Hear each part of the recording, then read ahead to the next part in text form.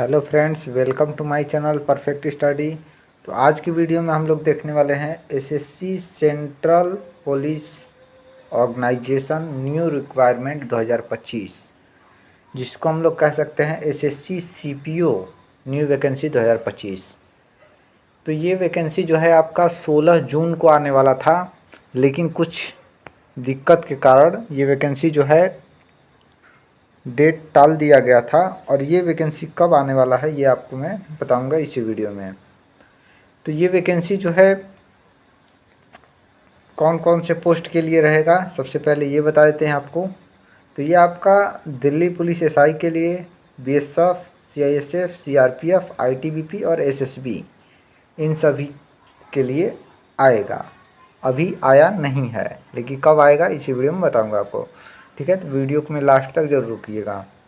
ये सबसे पहले मैं आपको बता दूं कि इन सभी में जो है बीएसएफ, सीआईएसएफ, सीआरपीएफ, इन सभी में वैकेंसी कहाँ से भरा जाता है। तो आप सीधा बताएंगे कि एसएससी जीडी, एसएससी जीडी। अधिकतर लोग यही बताएंगे कि एसएससी जीडी, लेकिन मैं आपको बता दूं कि एसएससी जीडी के द्वारा केवल और केवल कांस्टेबल पोस्ट के लिए, किसके लिए, कांस्टेबल पोस्ट के लिए ये वैकेंसी भरी जाती हैं बीएसएफ, सीआईएसएफ, सीआरपीएफ, आईटीबीपी में, यानी कि अर्धसैनिक बलों में ये एसएससी जीडी द्वारा केवल कांस्टेबल पोस्ट के लिए भरा जाता है। और इसमें और भी तो होते हैं, हेड कांस्टेबल, एसआई, और भी पोस्ट होते हैं, वे सब कहाँ से भरा जाता है। तो ये मैं आपको बता दूं, ये सभी post SSC central police organisation द्वारा ही भरे जाते हैं। ठीक है, और ये वैकेंसी आने वाली है, लगभग आपका 3000 पोस्ट पे आएगा। इसमें आपका हेड कांस्टेबल और एसआई, यानी सेंट्रल लेवल पे आप हेड कांस्टेबल और एसआई इस भर्ती के द्वारा बन सकते हैं। सिंपली यदि आप ग्रेजुएशन पास हैं तो इस पोस्ट के लिए अप्लाई कर पाएंगे। ठीक है, अब और भी डिटेल के बारे में बात कर लेते हैं। तो ये जो है आपका वैकेंसी सितंबर में आएगा, अगस्त में उम्मीद कम लग रहा है, लेकिन 15 सितंबर तक आपका ये वैकेंसी आ सकता है। फ़ी की बात कर लेंगे, जनरल ओबीसी ईडब्ल्यूएस के लिए 100 रुपये लगेगा, अदर के लिए यहाँ पे 0 रुपये लगने वाला है। एज लिमिट जो है जनरल के लिए 20 से 25 साल, ओबीसी के लिए 20 से 28 साल, एससी एसटी के लिए 20 से 30 साल रखा जाएगा। सैलरी यहाँ पे आपको 40,000 प्लस इन हैंड मिलेगा, यानी कि 41,000 प्लस हैंड यहाँ पे सैलरी मिलने वाला है आपका, इससे कम नहीं मिलेगा। ठीक है, चलिए बात कर लेते हैं और भी डिटेल्स की। तो यहाँ पे सबसे पहले देख लीजिए सिलेक्शन प्रोसेस। सिलेक्शन प्रोसेस में सबसे पहले आपका रिटेन एग्ज़ाम होगा। क्या होगा, सबसे पहले रिटेन एग्ज़ाम होगा, जिसे पेपर 1 बोलते हैं। ठीक है, इसमें यदि आप क्वालिफाई हो जाते हैं रिटेन में, तो उसके बाद आपके फिजिकल के लिए बुलाया जाएगा। फिजिकल के लिए आपको बुलाया जाएगा। फिजिकल में सभी चीज़ बता देता हूँ, वीडियो में लास्ट तक जरूर किएगा, और वीडियो अच्छा लगा वीडियो को लाइक कर दीजिए।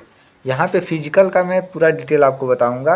जैसे ही आप रिटेन एग्ज़ाम क्वालिफाई करेंगे, उसके बाद आपको फिजिकल के लिए बुलाया जाएगा, और फिजिकल आप पास होने के बाद फिर आपका पेपर 2 होगा, फिर से रिटेन एग्ज़ाम होगा। जी हाँ, सबसे पहले पेपर 1 होगा, उसे क्वालिफाई करने के बाद फिजिकल होगा, और फिजिकल क्वालिफाई करने के बाद फिर आपका पेपर 2 होगा।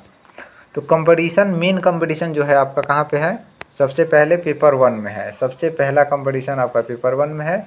इसे क्वालिफाई कर लेते हैं तो आपको फिजिकल पास करना है, और फिजिकल पास कर लिए तब पेपर 2 में आपका कोई ज़्यादा दिक्कत वाली बात नहीं है, क्योंकि अधिकतर स्टूडेंट जो है पेपर 1 में छटेंगे, और जो पढ़ाई में ठीक ठाक हैं वो उनका फिजिकल कमज़ोर हो जाता है। तो यहाँ पे फिजिकल में अधिकतर जो है तेज़ स्टूडेंट छट जाएंगे, तो पेपर 2 में बहुत ज़्यादा दिक्कत नहीं होगा। इसका सिलेबस क्या है मैं वीडियो में आगे बताऊँगा आपको। ठीक है, उसके बाद आपका पेपर 2 होगा, और फिर उसके बाद मेडिकल होगा। तो इस तरह से जो है सिलेक्शन प्रोसेस है। बात कर लेते हैं रिटेन एग्ज़ाम पेपर 1 में आपका क्या क्या आएगा। तो पेपर 1 में आपका 200 क्वेश्चन रहेगा, 200 मार्क्स का, टोटल 2 घंटे का समय रहेगा, और निगेटिव मार्किंग 1/4 है। रीजनिंग 50 क्वेश्चन, जीके से 50 क्वेश्चन, मैथ से 50 क्वेश्चन, इंग्लिश से 50 क्वेश्चन, यानी कि 50 क्वेश्चन ईच सब्जेक्ट, सभी सब्जेक्ट से आपका 50-50 क्वेश्चन रहेगा, और 50-50 नंबर का, 2 घंटे का समय, 1/4 निगेटिव रहेगा। तो ये है पेपर 1 का सिलेबस। कोई ज़्यादा हार्ड नहीं है, जनरल कंपटीशन के ही तरह है, कोई एक्स्ट्रा सब्जेक्ट इसमें नहीं जोड़ा गया है। बात कर लेते हैं फिजिकल का। तो फिजिकल जो है आपका यहाँ पे सबसे पहले हाइट, तो हाइट की बात कर लेते हैं। मेल के लिए 170 सेंटीमीटर, जनरल, ओबीसी, ईडब्ल्यूएस या एससी किसी भी कैटेगरी से आप हैं तो 170 सेंटीमीटर हाइट चाहिए। एसटी के लिए यहाँ पे थोड़ा सा छूट है, 162.5 सेंटीमीटर से भी काम चल जाएगा। फीमेल में आपका 157 सेंटीमीटर, एसटी के लिए 154 सेंटीमीटर। चेस्ट की बात कर लेते हैं तो मेल में आपका जनरल, ओबीसी, ईडब्ल्यूएस और एससी सभी के लिए 80 से 85 सेंटीमीटर, एसटी के लिए 77 से 82 सेंटीमीटर। रेस यहाँ पे 100 मीटर का होगा, 16 सेकेंड के अंदर में आपको कंप्लीट करना होगा मेल कैंडिडेट के लिए। फीमेल के लिए यहाँ पे 100 मीटर का रेस होगा, 18 सेकेंड का समय दिया जाएगा। रनिंग की बात कर लेते हैं तो रनिंग मेल के लिए 1.6 किलोमीटर का रनिंग होगा और आपको कंप्लीट करना होगा 6 मिनट 30 सेकेंड के अंदर में। तो ये रनिंग आपका मेल के लिए हो गया। फीमेल के लिए 800 मीटर का रनिंग होगा, 4 मिनट का समय दिया जाएगा। लॉन्ग जंप की बात कर लेते हैं तो 3.6 मीटर होगा आपको मारना होगा लॉन्ग जंप मेल कैंडिडेट को। फीमेल कैंडिडेट के लिए 2.7 मीटर का लॉन्ग जंप मारना होगा। हाई जंप की बात कर लेते हैं तो 1.2 मीटर मेल कैंडिडेट और 0.9 मीटर फीमेल कैंडिडेट के लिए। शूटअप केवल मेल कैंडिडेट का होगा, फीमेल का यहाँ पे नहीं होगा। और मेल कैंडिडेट के लिए जो है 4.5 मीटर का शूटअप करना होगा। तो ये आपका फिजिकल है। फिजिकल में काफ़ी बच्चे छटेंगे, उसके बाद आपका पेपर 2 होगा। फिजिकल पास करने के बाद जितने भी कैंडिडेट फिजिकल पास हो जाएंगे उनके बाद आपका पेपर 2 होगा। और पेपर 2 का सिलेबस मैं आपको बता दूं कि पेपर 2 में जो है 200 क्वेश्चन रहेगा, 200 मार्क्स का, 1/4 का नेगेटिव रहेगा और सब्जेक्ट आपका जो है केवल और केवल इंग्लिश रहेगा। जी हाँ, आपका केवल और केवल इंग्लिश से क्वेश्चन आएगा। यही आपका 200 नंबर का रहेगा जो कि पेपर 2 है। तो मेन कंपटीशन आपका जो है पेपर 1 और फिजिकल में है, वो यदि आप कंप्लीट कर लेते हैं उसके बाद आपका पेपर 2 बड़े आराम से हो जाएगा, आपका नौकरी जो है पक्का हो जाएगा।